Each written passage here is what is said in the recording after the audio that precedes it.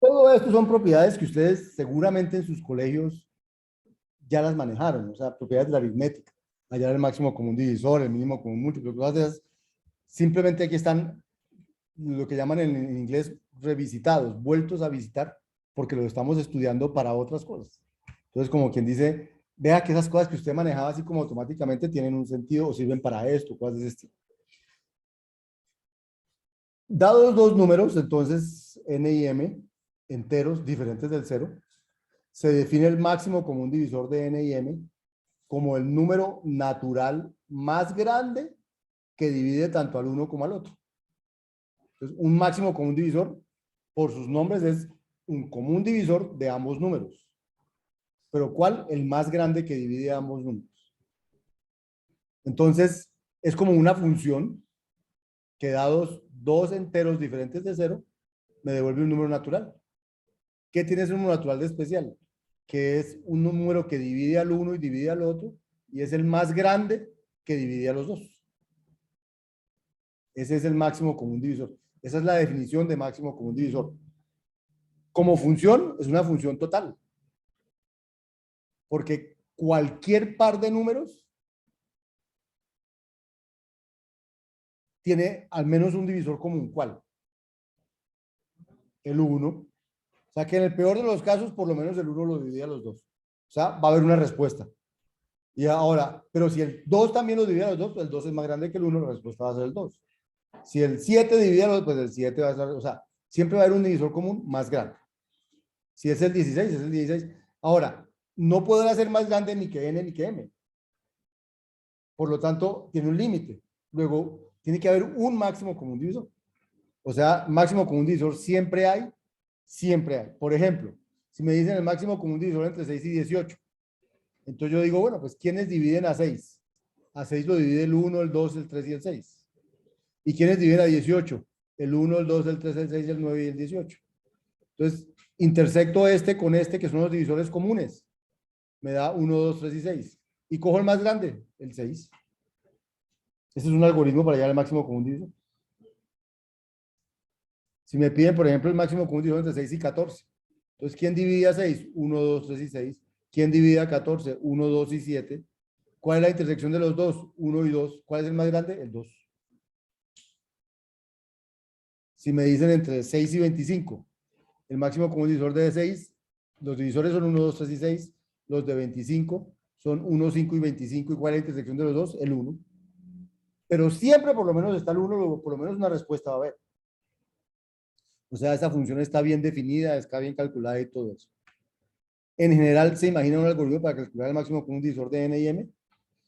Pues, calcule los divisores del uno, calcule los divisores del otro, intersectelo y escoja el más grande de la intersección. Ese es el algoritmo inicial. Pero eso va a ser como demorado. Si me dicen el máximo común divisor entre 12.537 y no sé qué, entonces los divisores del uno y del otro van a ser un número. Hacer todo eso me va a demorar.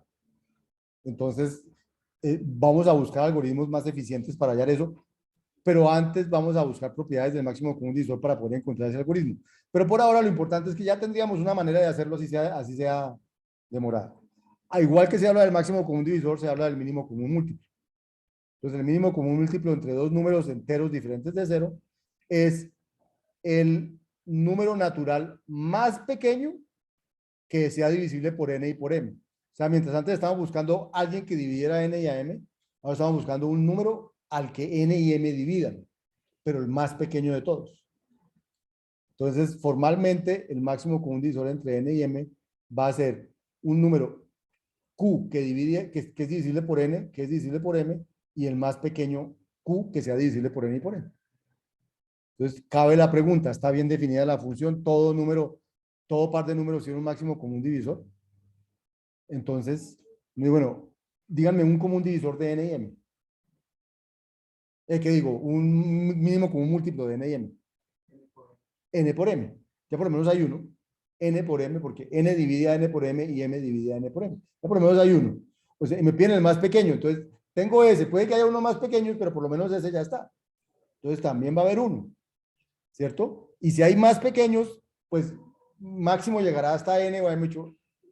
Hay un número finito de candidatos a ser más pequeños, no un número infinito. Entonces, el conjunto de números de múltiplos comunes de n y m no es vacío, y si no es vacío, tiene que tener un mínimo, porque entre los números positivos, pues siempre hay uno que es el menor de todos. Si está el 0 es el 0, si está el 1 es el 1, si está el 2, hay uno que es menor que todos. Si es un número, si es un conjunto en el que hay elementos y estamos buscando el mínimo, siempre hay un mínimo de números naturales. Entonces, entre 6 y 18, entonces uno diría, no, pues es 18. ¿Cómo hago? Por ejemplo, entonces yo cojo el... bueno, entonces aquí digo, ¿por qué? Digo, 18 es 6 por 3. Y también es 18 por 1. Por lo tanto, 18 es múltiplo de 6 y es múltiplo de 18. Entonces, y ahora, cosa importante, antes que 6 por 3 estaría 6 por 1 y 6 por 2. Pero 6 por 1 da 12, da 6, ¿cierto? Y a 6 no lo divide el 18. Y 6 por 2 da 12 y a 12 tampoco lo divide el 18. Entonces, el más pequeño que a 18 lo divide es 18. O sea, 18 divide a 18 y 18 también divide a 6 por 3. Por lo tanto, 18 es el mínimo común múltiplo entre 6 y 18. Si fuera entre 6 y 14, por ejemplo, entonces yo diría, bueno, entonces voy a empezar. Bueno, digamos que va a dar 42, va a dar 6 por 7, pero ¿cómo me doy cuenta de eso? ¿La idea cuál es? La idea es que yo empiezo a hacer 6 por 1, da 6. ¿14 lo divide? No. 6 por 2, da 12. ¿14 lo divide? No. 6 por 3 da 18, 14 lo divide, no. 6 por 4 da 24, 14 lo divide, no. 6 por 5 da 30, 14 lo divide, no. 6 por 6 da 36, 14 lo divide, no. 6 por 7 da 42, 14 lo divide, sí. Entonces, el primero, el más pequeñito, que es múltiplo de 6, que lo divide el 14, es el 42. Entonces, es el mínimo común múltiplo. ¿Sí? O sea, yo cojo el más pequeñito, voy multiplicando por 1, por 2, por 3, hasta que encuentre el primero que lo divide el otro. Entonces, ese es el mínimo común múltiplo de los dos. Ese sería el algoritmo que uno se podría imaginar en este momento para hallar el mínimo común múltiplo. Bien. Entonces,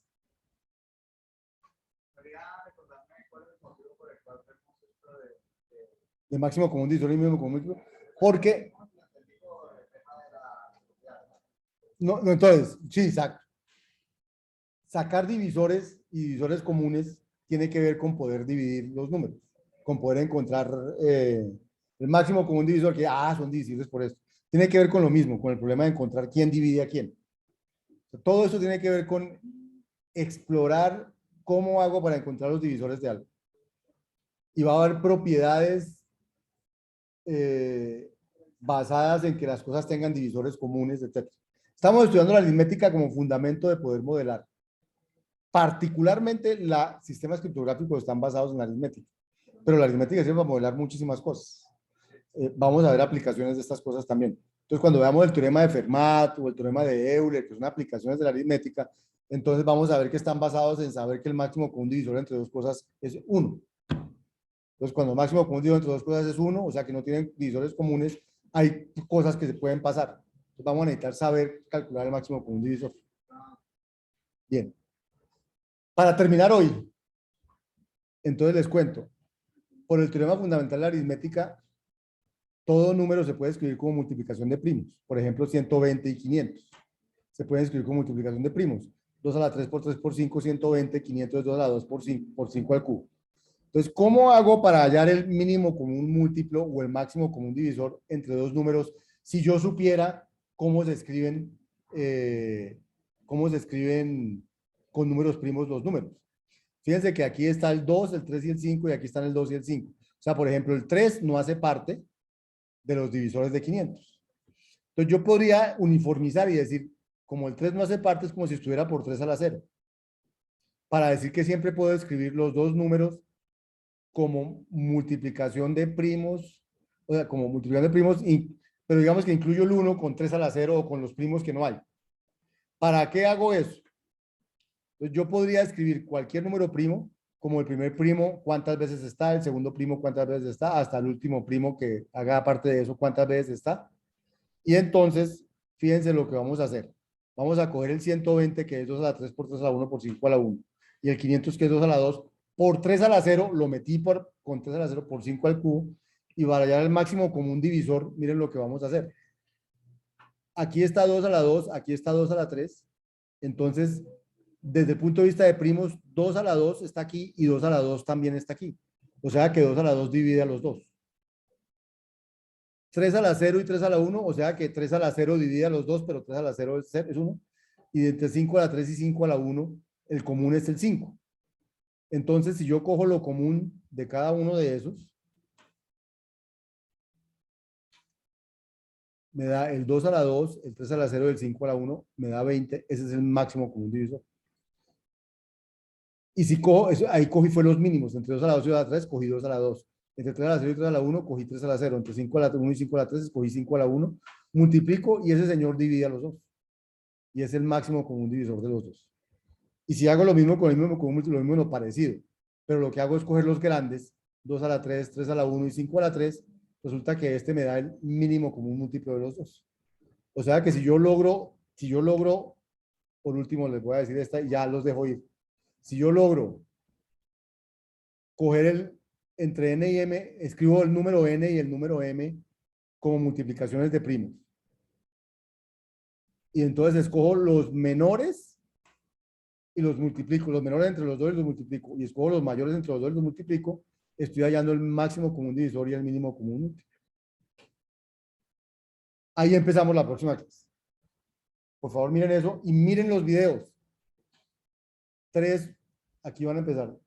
Video 3.2, video 3.3 y video 3.4. Por favor, mírenlos porque son los que dicen cómo funciona el algoritmo de Euclides. La próxima clase empezamos viendo el algoritmo de Euclides y haciendo Sócrates del algoritmo de Euclides. El algoritmo de Euclides es la primera de las cosas que sí salen en los exámenes. Bueno, entonces estudienlo por favor. Chao. Chao, profe. Chao. Hasta luego, profe. Chao.